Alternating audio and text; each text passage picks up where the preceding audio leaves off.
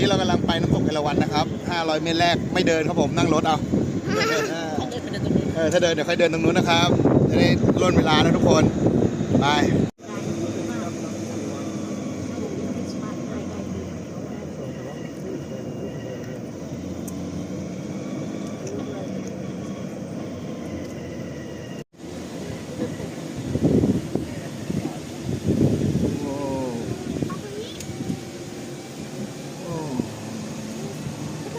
อันนี้น้ำตกที่แรกแล้วเนาะ